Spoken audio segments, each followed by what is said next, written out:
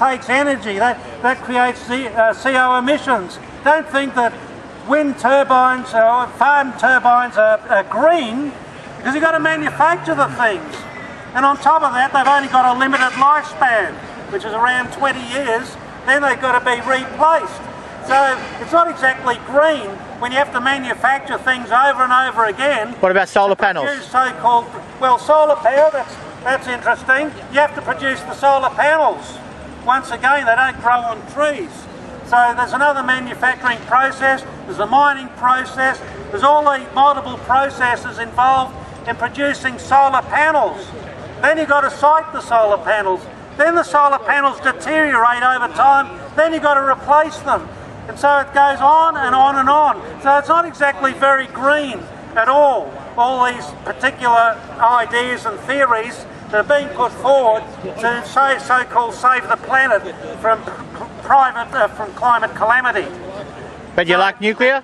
Nuclear is probably, so far, the only viable baseload option available now with current technology to actually supply the world's populations with very low cost electricity.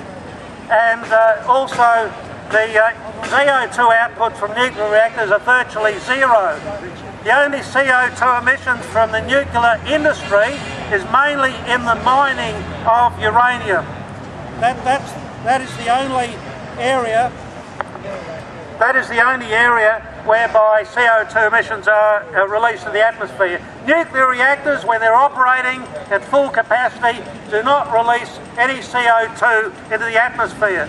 So despite all the naysayers towards nuclear power is extremely clean in the operating arena of the nuclear reactors. Well, France, for instance, is nearly 100% nuclear power.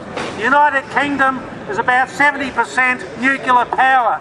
Germany has a high rate of nuclear power. A whole lot of countries throughout Europe rely on nuclear power for their industry and for the general public. The United States has nuclear power. Russia has nuclear power. There's nuclear power operating all around the world and without any problems. The only problem we've had recently was because of a huge earthquake, an unprecedented earthquake and an unprecedented tsunami. And everyone blames the nuclear industry for that. It was a natural disaster, had nothing to do with the nuclear industry whatsoever. The placement of the nuclear reactors was very questionable, admittedly. So the Japanese better do their homework and place any further nuclear reactors into a safe zone, not an unsafe zone. I mean, that's obvious. So, you know, that keeps the nuclear industry clean, and common sense will hopefully reign in that area. But nuclear power is the only alternative we have. If we're going to have a population of 9 billion in another 50 years, nuclear power is the only way. There is no other way to supply such a huge quantum of humanity with electricity. There's no other way of doing it. And as I said before, wind farms, solar panels and all the rest, they have to be manufactured. They don't grow on trees. So that form of so-called green power releases a lot of CO2 into the atmosphere. Anything that's got to be manufactured releases CO2.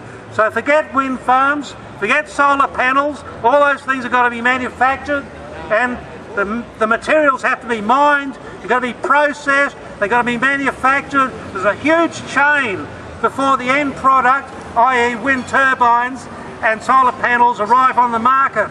You know, they don't come for free. They're a huge cost to the environment. So there you are. Nuclear power is currently the only alternative for base load power to supply humanity for the next 1,000 years. Thank you. That's all I'm going to say.